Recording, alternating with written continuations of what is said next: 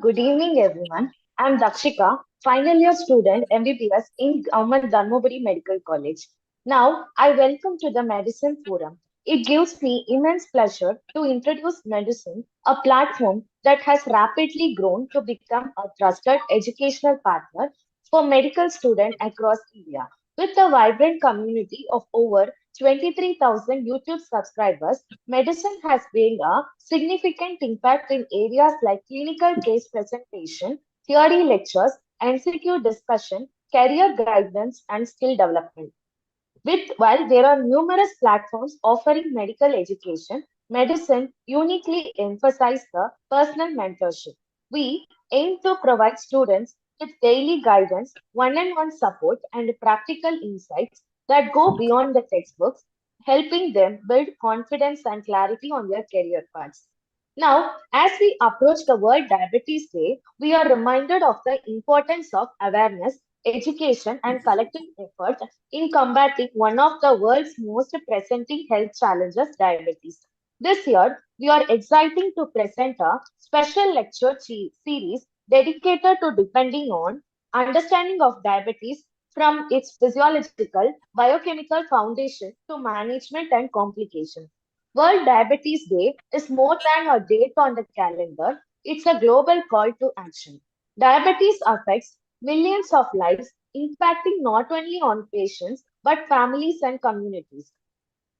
Through this series, our goal is to bring together experts in the field to share valuable insights that will empower healthcare professionals, students, and the broader community to tackle diabetes more effectively in their daily practice.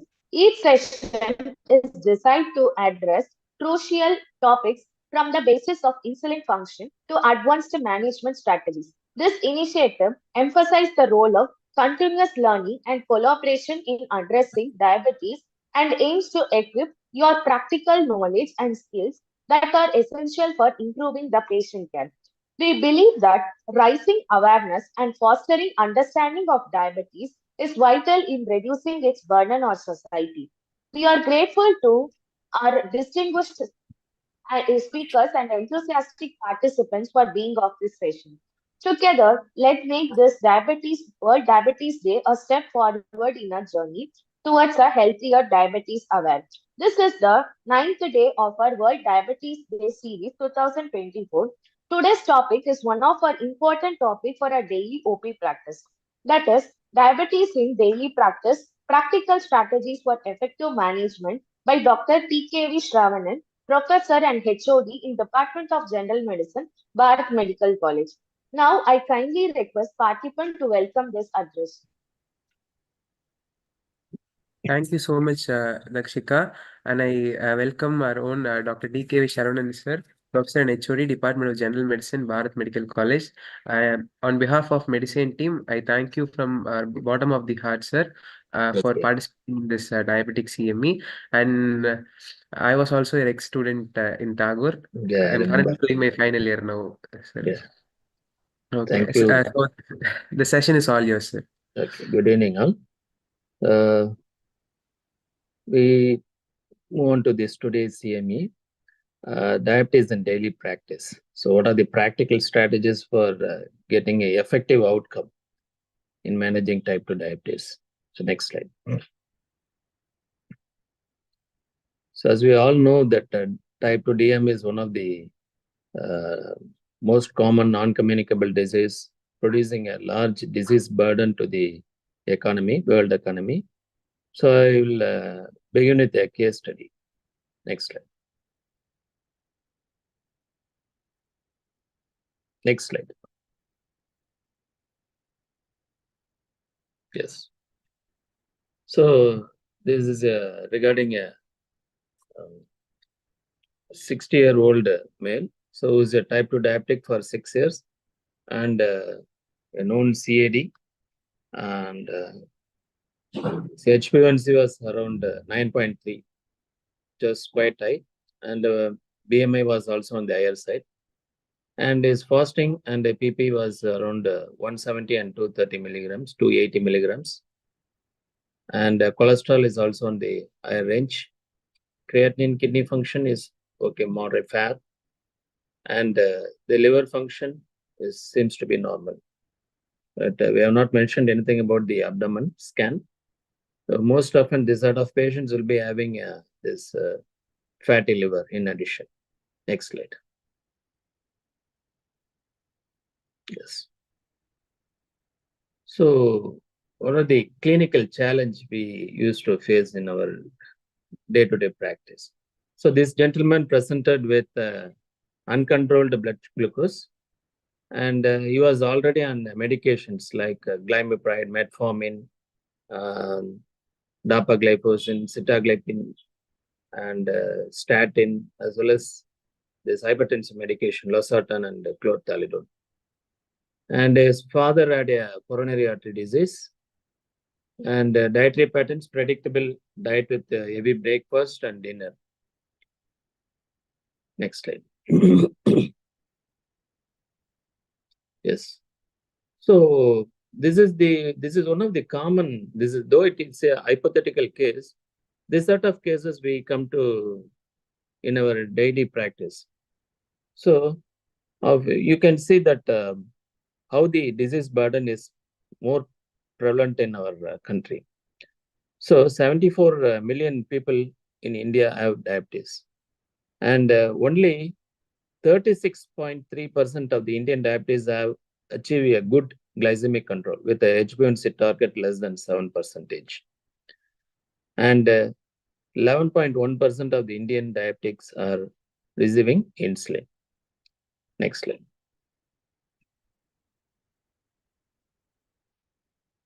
Yes.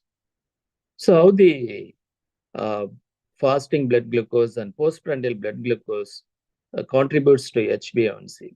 So we can see in the compared to Caucasians and our Southeast Asian population. So in the HbA1c below 7 or 7.5, you can see the postprandial glucose contributes more to the HbA1c. Whereas when the HbA1c crosses more than 8.5 or 9, both fasting as well as postprandial blood glucose contributes to equally, more or less. Next slide.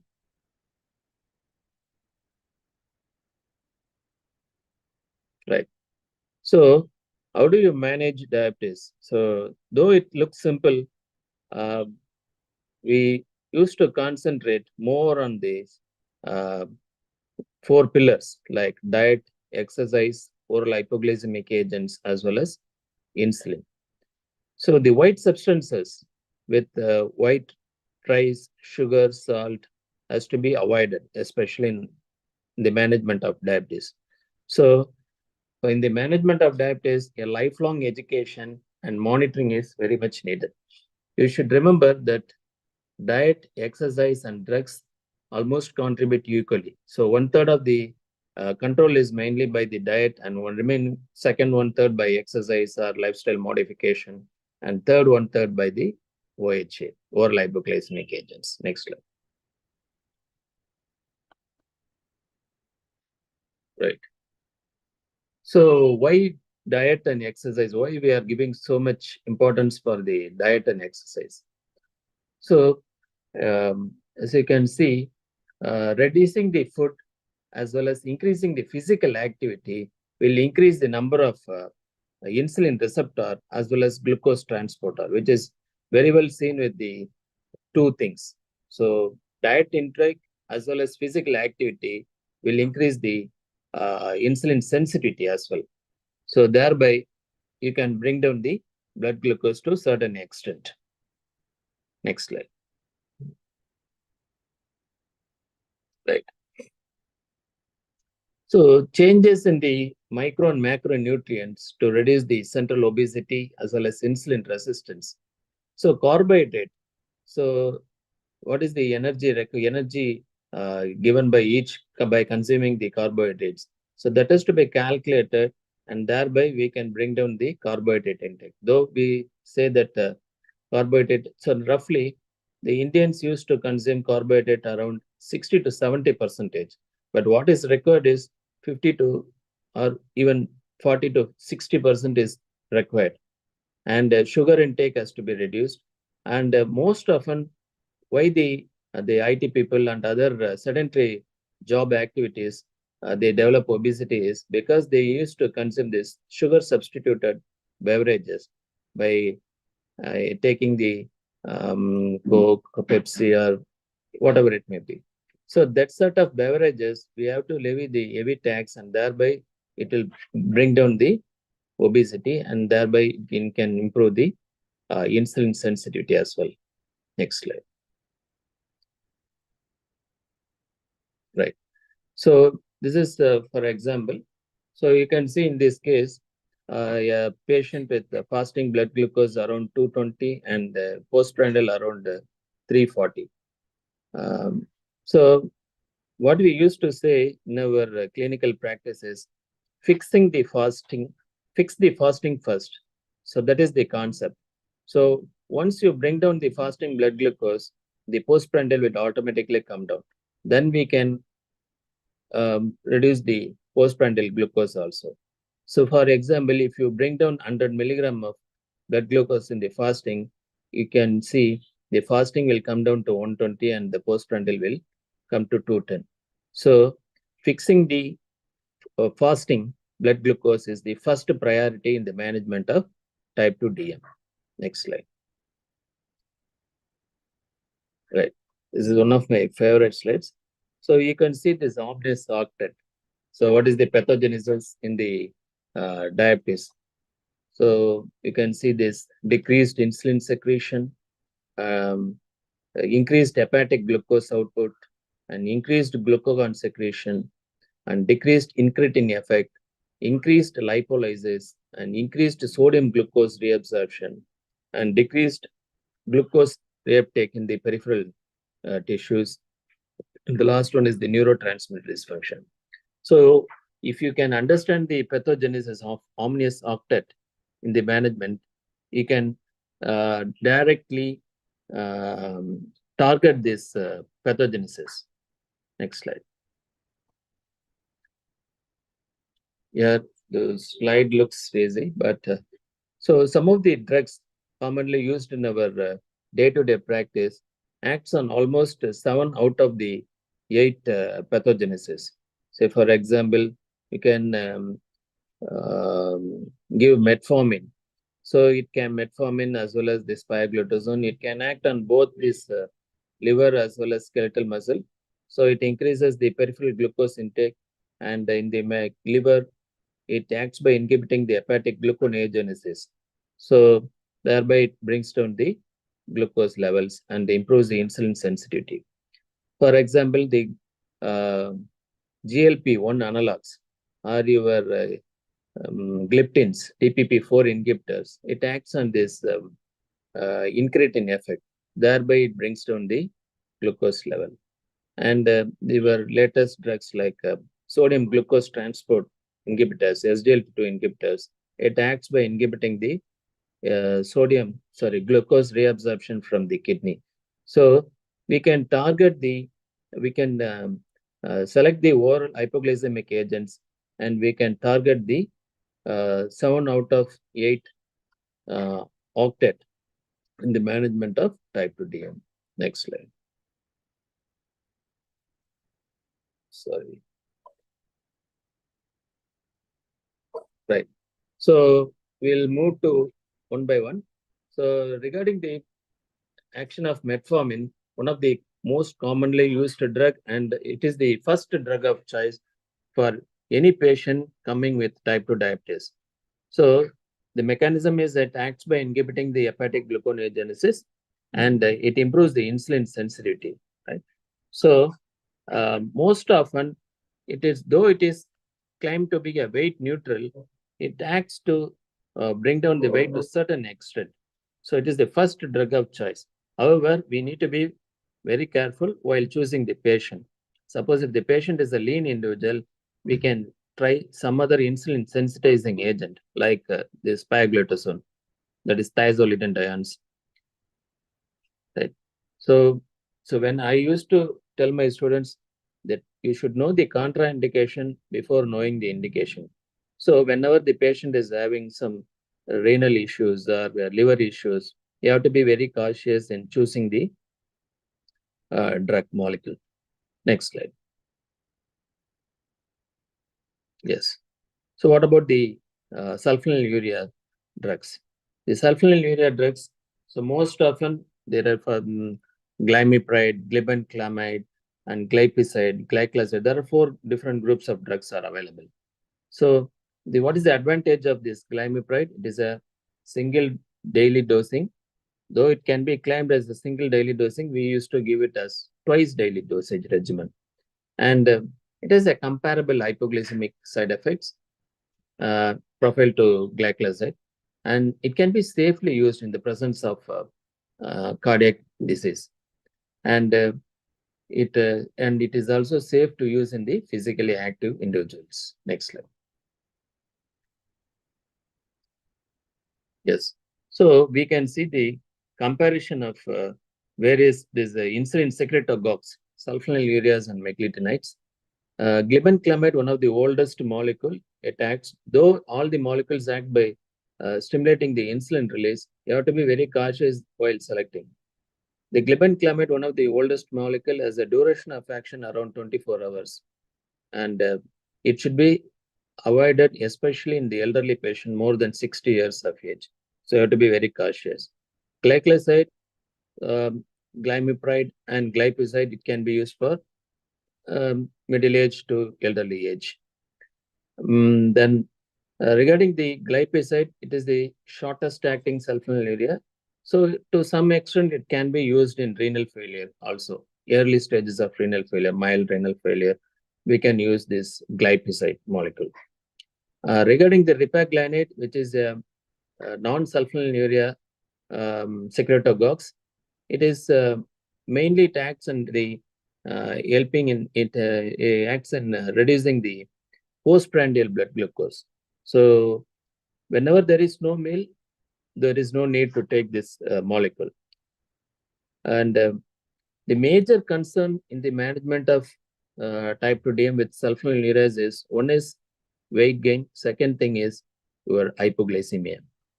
So these 2 things has to be kept in mind while choosing this sulfonylurea molecule. So definitely the weight gain is going to be the problem.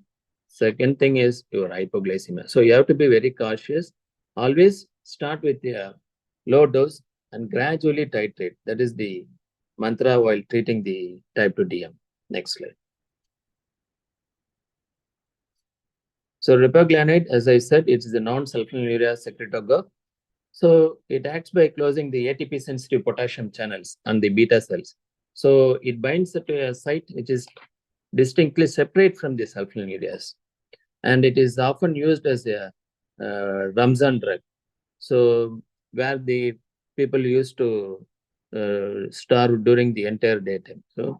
So at the time of closing, so we can use this ripaglinate molecule, and thereby it acts by stimulating the insulin release. And there is no significant increase in the body weight when compared to the sulfonylurea molecule, and it can be used in mild to moderate renal failure. So always remember, in the case of renal failure, only drug of choice is insulin. But if the patient is an elderly one and living alone, we can give a short-acting sulfonylurea, especially glypizide, which can be used safely. And another molecule is your gliptin, especially linagliptin. So linagliptin and the sulfonylurea, the short-acting sulfonylurea, glypizide is the 2 things which can be used safely to some extent in renal failure. Next slide. Whereas other drugs are contraindicated.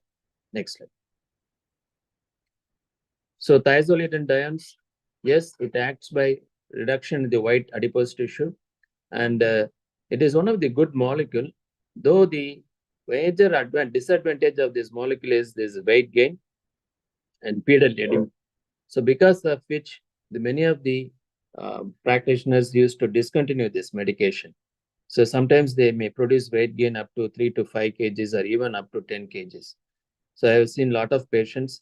So the side effect is very common in almost 20 to 30% of the individuals.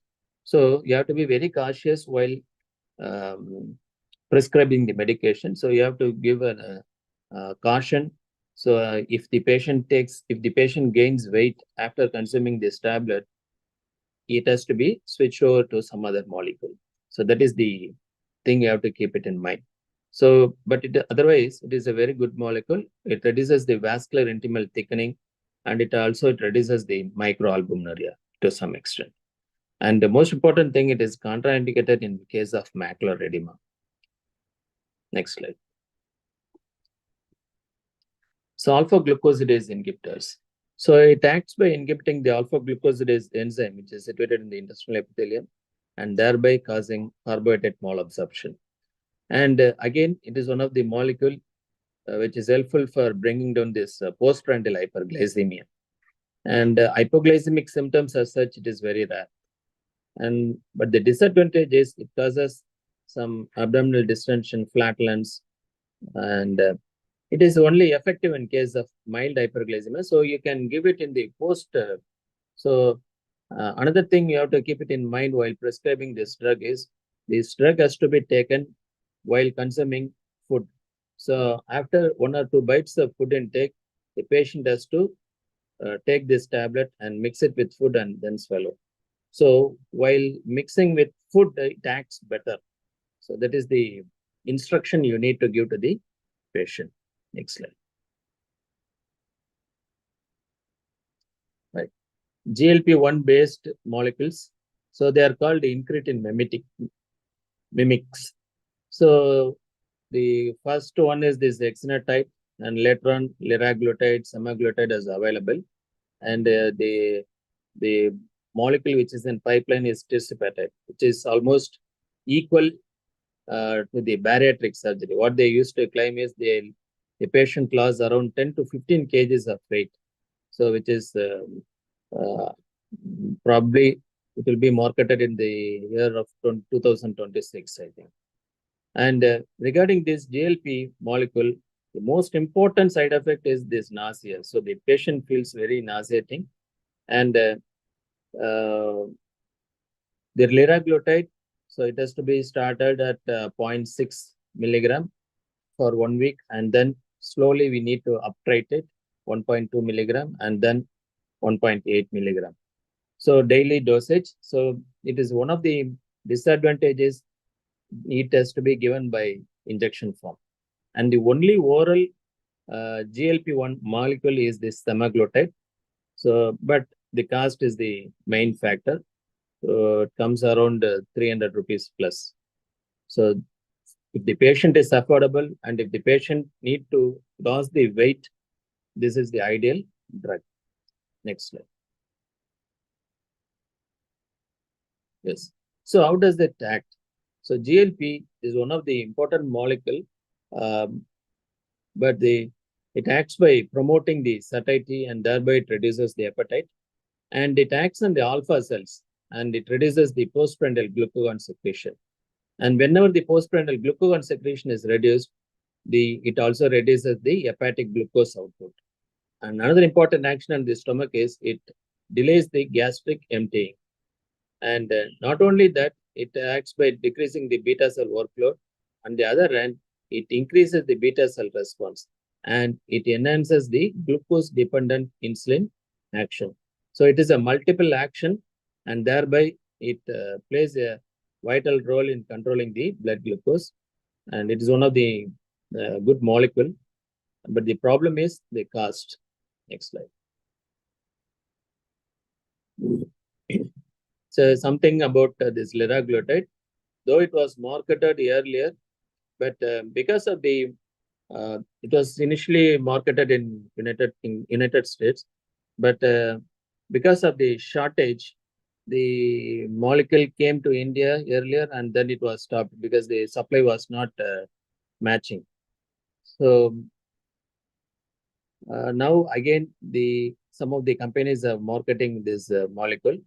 And as I said, it is a very good molecule in bringing down the weight, apart from your glycemic control. Next. Right. So this is regarding this differences between the various incretin mimetics. liraglutide, exenatide, alteglutide, and semaglutide. So the latest molecule in pipeline is this tirzepatide. So we are eagerly awaiting for that study reports. So once it enters the market, it will completely change the treatment aspect. Next slide. Regarding the incretin mimetics, some of the contraindication you should remember. So it is usually not prescribed in those patients with chronic pancreatitis and medullary endocrine neoplasia. So that has to be kept in mind while prescribing this incretin mimetics. Next one. Right. So the DPP-4 inhibitors. So the commonly used drugs. So sitagliptin, linagliptin, vildagliptin, saxa, alogliptin. So a lot of molecules are available in the market, but we commonly use this sitagliptin and linagliptin. So the linagliptin, as I said earlier, it is one of the good molecule which has a cardiac as well as a renal benefit. And sitagliptin, yes, it is a cardiac safe molecule. Vildagliptin, it is in between. So the other molecules you have to be very cautious because the saxagliptin, once it was said that it was increasing the incidence of heart failure hospitalization. So nowadays we are using it at a very limited role. Alogliptin, it's still in the market, but not very commonly used. So one should always remember all this molecule, that is dipeptidyl peptidase inhibitors, DPP-4, SGLT2 inhibitors, alpha glucosidase inhibitors, all can bring down the HbA1c only to 0.6% or maximum 0.7%, not more than that, right? So by combining all the drugs, we cannot expect a maximum glycemic effect. So that one has to be remembered. So linagliptin is usually comes in a dosage of 5 milligram, so once daily. Whereas sitagliptin and vildagliptin, they comes in twice daily package or once daily suspension is also available. Next slide.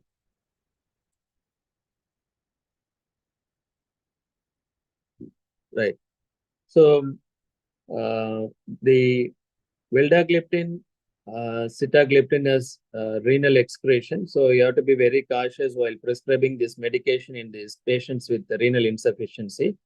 Whereas linagliptin has 50% biliary and 50% renal. So there is no dose reduction or adjustments in case of linagliptin. Sitagliptin, mild dose reduction may be indicated when patients with moderate renal insufficiency. Next slide.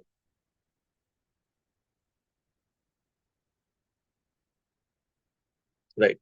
And the another common molecule which is available in the market is this SGLT2 inhibitors. So starting from dapagliflozin, canagliflozin, empagliflozin. So a lot of molecules are available. And you have to be very cautious in selecting the patients. So you need to counsel the patient before prescribing these medications. So for which you need to explain the mechanism of action in detail. So where it acts by inhibiting the glucose reabsorption in the kidney. So there will be a lot of urinary glucose. So as a result, what happens? The increased incidence of this urinary tract infection, especially in the female population, as well as genital mycotic infections. So which are very common among these SGLT2 inhibitors. So that instruction has to be given. And another practical point is you should ask the patient to take more amount of water, and after each and every time after passing urine, they need to keep the genital parts hygienic. So that is very important. So that instruction has to be given to the patient before prescribing the medication. Otherwise, it's a very good molecule in bringing down the weight. So nowadays it has come down with a very low cost. So it produces the weight loss of around 3 to 5 kgs in all the type 2 DM patients. So while prescribing the medications, you have to be very cautious in giving this medication to lean individuals. So already they will be worried about this body mass. So yeah, however, you have to be very cautious while prescribing these medications. And those patients with the recurrent UTI, we cannot prescribe this medication. And the another thing is, suppose if a patient develops UTI, you need to stop the medication, treat the infection, and then restart the SGLT2 inhibitors at a lower dosage for some period, and then we can escalate the dosage to the maximum dosage. Empagliflozin is empagliflozin and dapagliflozin are the commonly used drug, and both are having a very good cardiac friendly, so cardiac safe molecule as well as renal molecule. So it can be prescribed up to the GFR around 30. So nowadays, then they are even giving it in this dialysis patient also. So dialysis is indicated only when the GFR is below 15, and now they are using it for this CKD patients who are on dialysis also. Why? Because it reduces the volume. So volume overload can be avoided, and it is very helpful in maintaining the body weight also. Next slide. Right. So it acts by increasing the insulin sensitivity in the muscles, and it acts by increasing the insulin sensitivity in the livers, decreases the gluconeogenesis, and improves the beta cell function. Next slide. Next. Yeah. So already explained these benefits. So depending upon this, so you are flooded with a lot of oral hypoglycemic agents. Considering this, you need to take certain things into account while prescribing the medication. The body mass index is more than 23. You can take this metformin and gliptins, which are almost weight neutral agents. And if the patient is having GI symptoms, especially some gastritis or GERD, you need to be very cautious and better avoid this alpha glucosidase inhibitors. In such cases, we can give the sulfonylureas as well as gliptins. And in renal dysfunction, this linagliptin can be very safe, and short-acting sulfonylureas, glyphosate. In aged persons, again, gliptins will be the drug of choice, and short-acting sulfonylureas or other meglitinides can be safely used.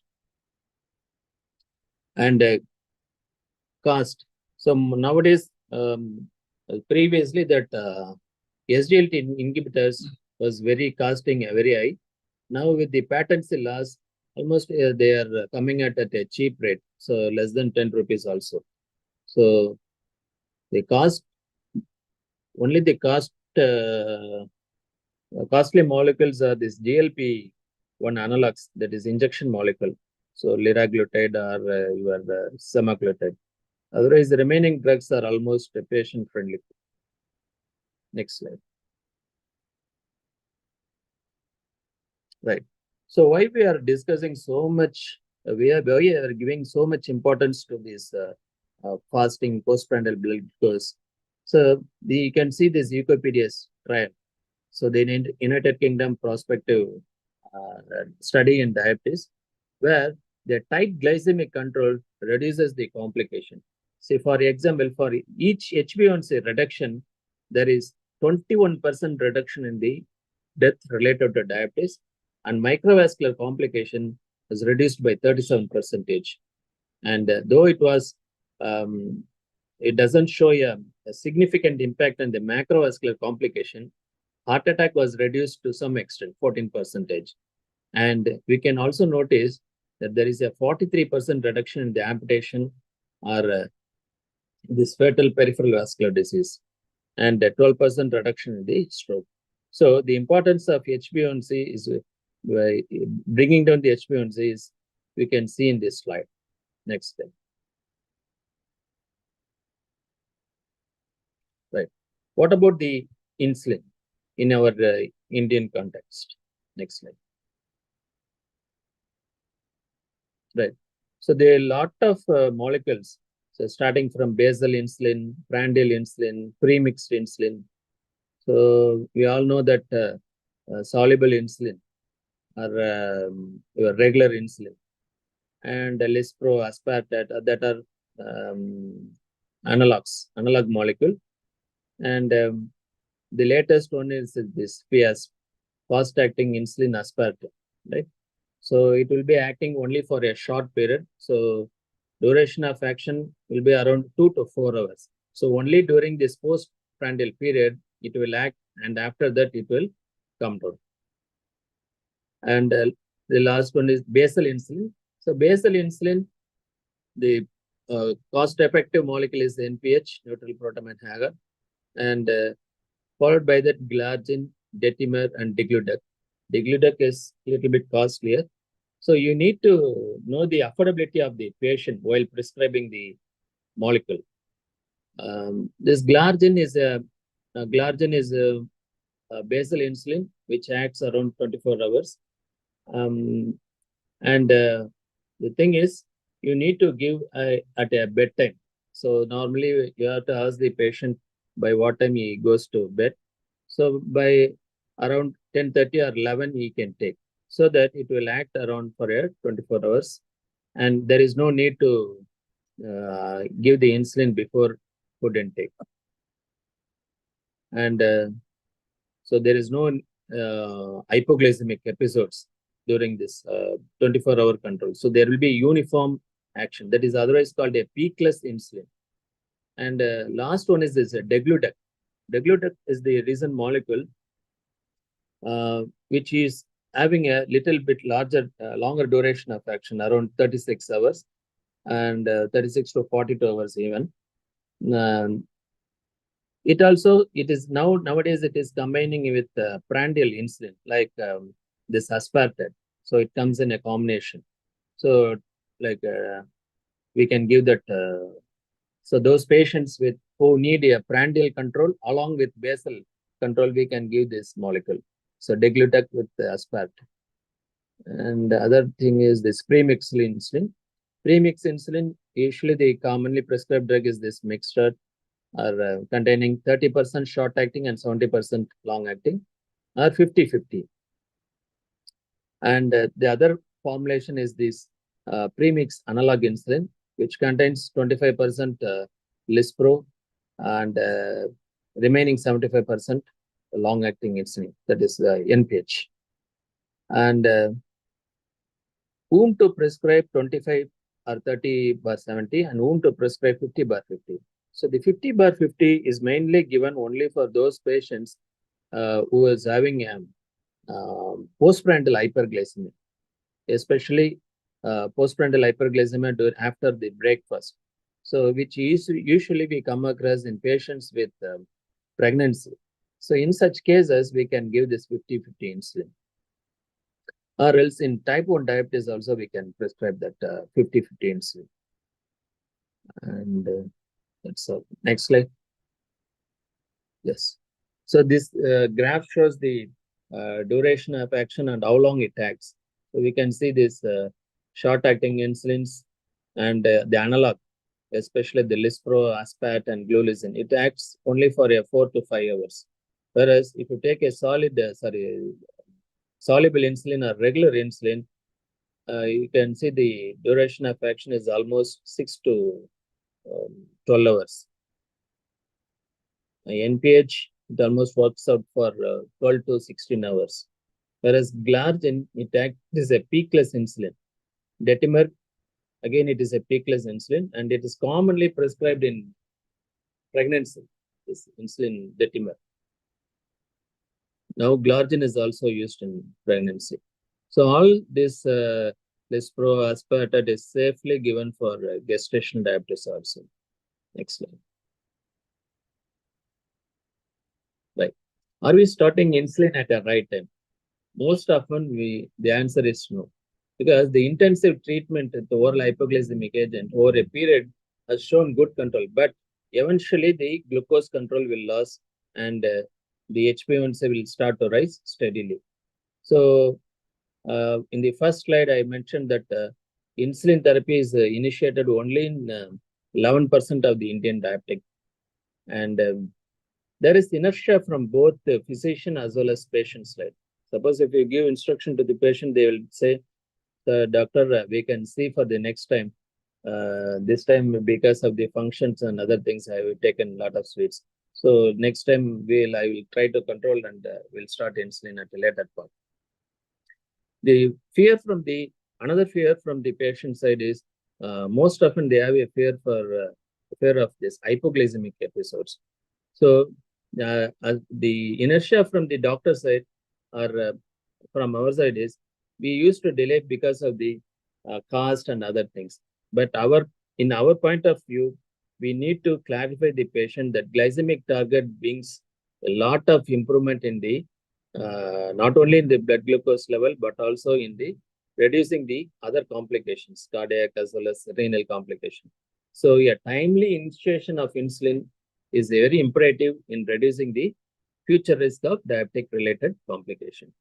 So that inertia has to be overcome from both doctor side as well as from the patient side. Next. Right. So what to prefer? So whether it is a premix insulin or basal insulin. So how to decide, right? So in this case, this postprandial spike for this patient is around. So how to choose this insulin? So usually we have to calculate the blood glucose in the night time and fasting blood glucose. If you minus it, it should be, if it is more than 54 milligrams, you need to start insulin. Likewise, on this fasting blood glucose divided by your HbA1c ratio, if it is less than 20, you need to start this insulin. So by calculating the dosage, we can see that almost it is meeting all the requirements for insulin, premix insulin. Next slide. So why we are preferring this premix insulin or basal insulin? Most of the guidelines, whether it is an American Diabetic Association or is it International Diabetic Federation, everyone recommends either we start with basal insulin or premix insulin. So the foreign association, ADA, ASE, Canadian Diabetic Association, they recommend basal insulin for insulin initiation. Whereas the NICE guidelines, which is a UK guideline, they use premix insulin apart from basal for insulin initiation. And our own guidelines, Research Society for the Study of Diabetes in India, RSSDI, they recommend basal insulin, premix insulin, or insulin co-formulation for initiating insulin therapy. Next slide.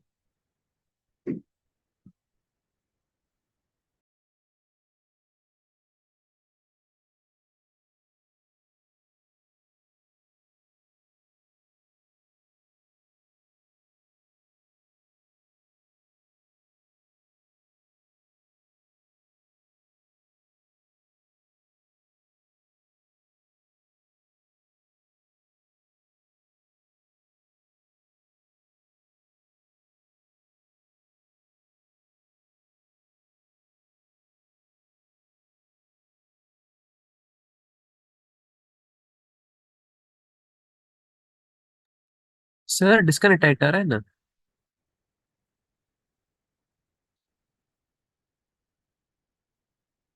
Sir am I audible?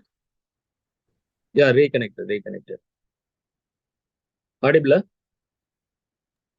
Yes, sir, audible, sir. Audible. Okay. Sorry, in between some phone call was coming. So, Okay, sir. Right.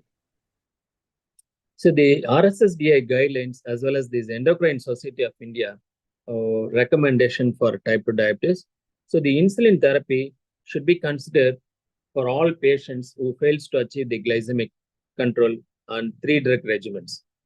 So what we used to say is whenever the HbA1c is more than 9, we used to recommend insulin therapy. And if the patient is already on triple drug regimen, and if the patient fails to achieve the target, then the HbA1c, even if the HbA1c is 8.5, we need to start insulin. So that is called the secondary OHA failure. So a new patient presenting with HbA1c more than 9, there is no second thought, start insulin. If the patient is already on oral hypoglycemic agent and the HbA1c is more than 8.5 with the 3-drug regimen, then you need to start insulin. And insulin initiation should be considered in patients with symptomatic severe hyperglycemia or unstable patients. And for which they used to give a 3-step approach. So initiation, titration, and then intensification is recommended for all patients requiring insulin. Next slide. Right. So as our own guidelines recommend either basal insulin or premix insulin. But what I used to prefer is, if the fasting blood glucose is very high, we need to start the patient on once daily basal insulin, which is very much convenient for many of the patients. Because, however, the cost is little bit high, but we can give you a once daily regimen, and this used to give it there is no need to wait for the food intake. So even after food intake at bedtime, we can give. That is once daily basal insulin regimen. Or else, suppose if both fasting blood glucose as well as postprandial blood glucose is increased, like in our case, we need to give a pre-mixed formulation. That is twice daily regimen. So how to calculate? So usually, what are the factors we need to consider before prescribing this regimen? So patient's age, clinical features, glucose profile, what about the risk of hypoglycemia, and patient preferences is also to be taken into account, because the patient may not afford at a higher price. For example, basal insulin, it is available at a rate of around 800 to 900. Whereas this premix insulin formulation, it may come with around 500 plus, right? So patient preferences has to be kept in mind. And regarding the risk of hypoglycemia, yes, the risk is very low in the basal insulin, and it can be given for any patients who's having a phobia for this prick. Next slide. Right.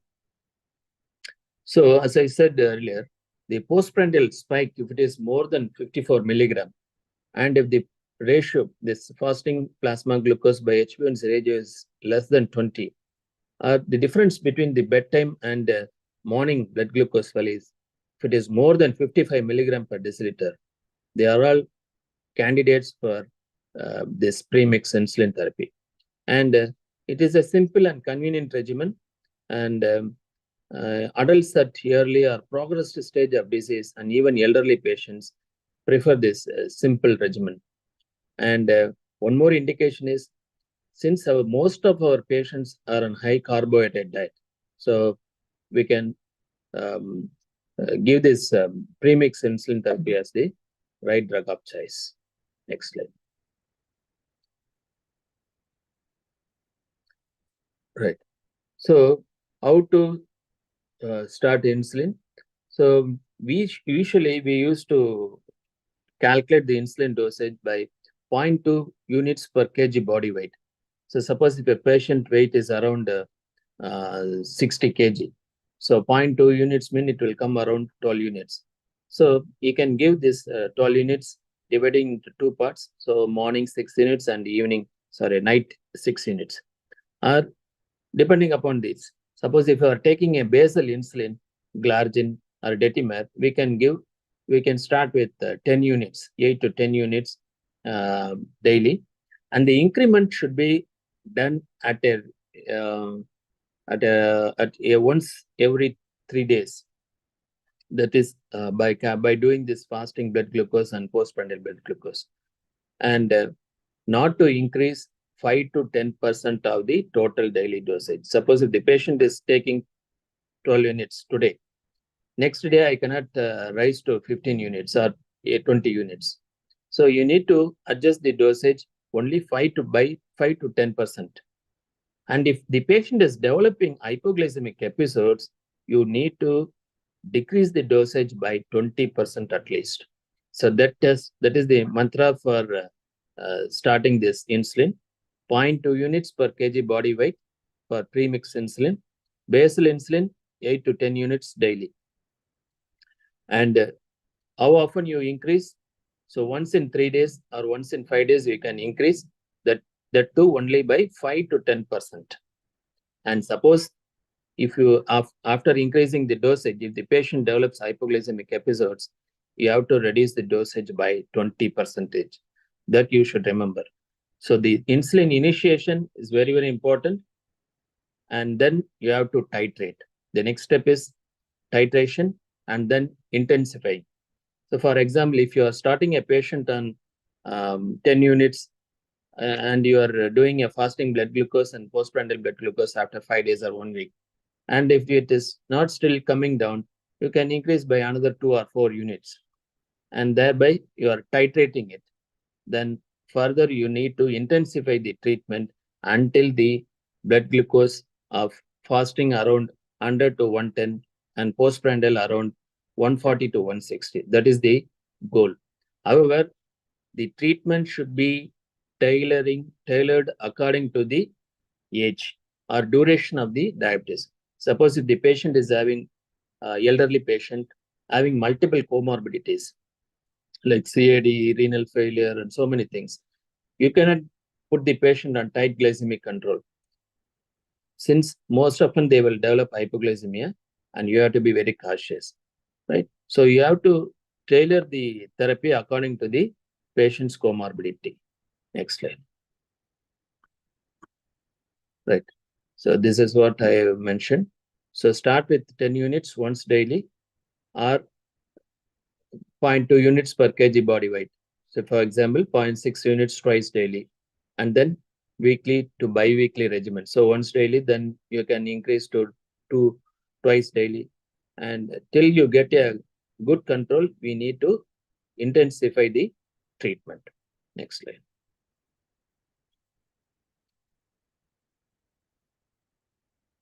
Yes. So coming back to our case, so this patient was started on this Humalog mix 25, that Lispro mix insulin. So 10 units before breakfast, and dose was titrated at a weekly intervals. And after 6 weeks, the second dose was introduced 10 units before dinner, and after 3 months, the patient achieved a glycemic control around 7.5%. So once the patient age as well as the duration of diabetes increases, the HbA1c target also differs. So though the ADA recommended, the ADA as well as your RSSDA recommends HbA1c target below 7%.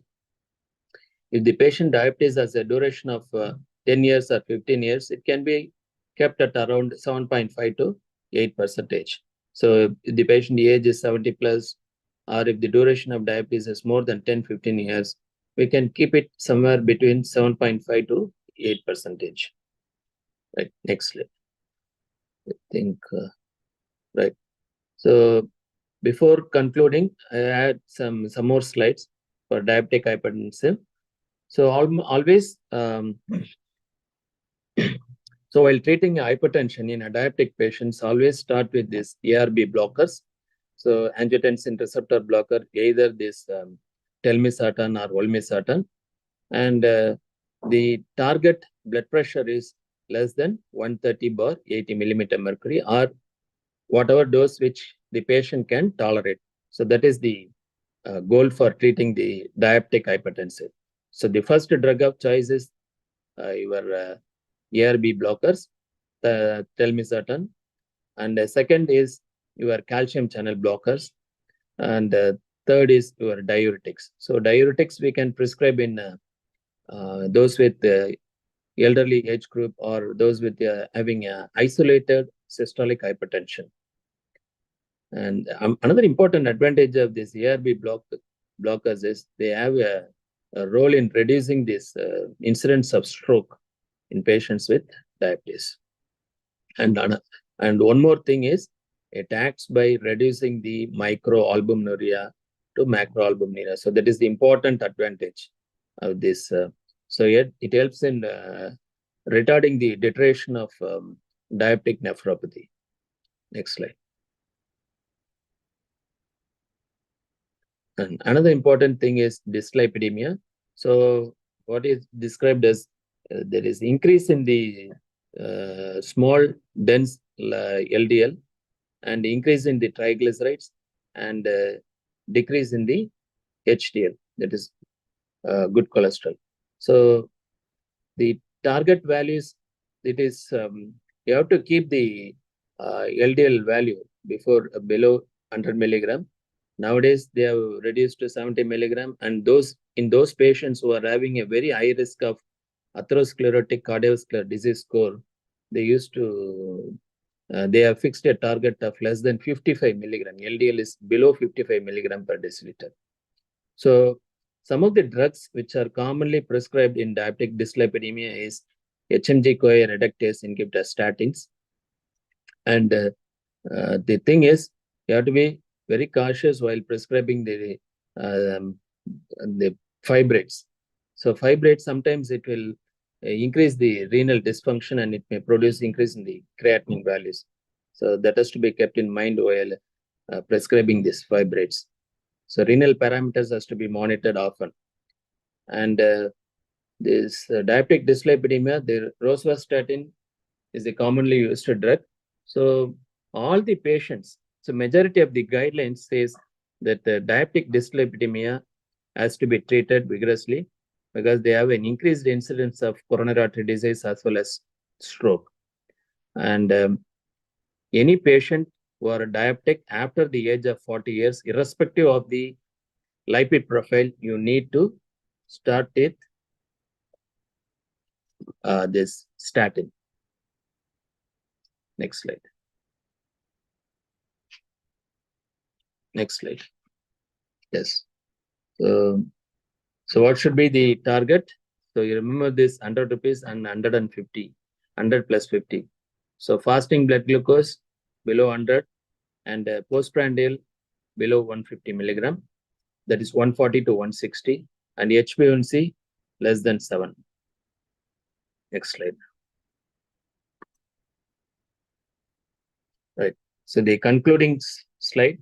So only about 1/3 of the diabetic patients achieve a HbA1c below 7%, and of which only 11% of the patients are on insulin. There is often delay in initiating the insulin therapy, resulting in a higher risk of failure of only basal insulins. And Indian guidelines support premix insulin as well as basal insulin for the as the drug of choice.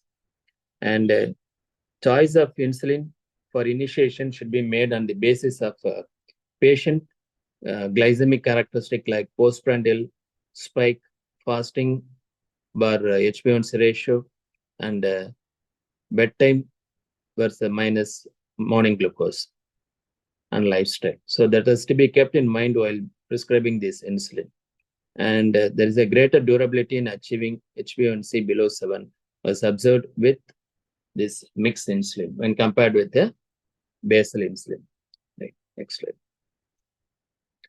So the last slide. So remember this. Next slide. Yes. So remember this ABCDE. So A1C below 7%, and you can use AC inhibitors or ARB blockers for diabetic hypertension or diabetic nephropathy. Blood pressure below 140/90. However, in patients with nephropathy, you need to bring down the blood pressure below 130/80 millimeter mercury. Cholesterol management, so LDL below 100 or even below 70 is now the goal. And dietary and lifestyle modification, and last but not the least, exercise. So with this, I conclude my presentation. Thank you. Thank you, sir. It was a wonderful session. The session helped well for our daily practice, giving us an amazing session. Thank you for showing our beautiful feats of knowledge. Thank you, sir. Thank you. Thank you. Thank you so much, sir. Looking forward to many more sessions with you, sir. Okay, pa. Right. Thank you. Thank you. ரகுவண்ணா வந்து இதுக்கு அந்த அட்மிஷனுக்காக போயிருக்காரு, so வர முடியலன்னு சொல்ல சொன்னார். Okay, pa. Okay, right. Okay, right. Thank you. Thank you. Thank you so much.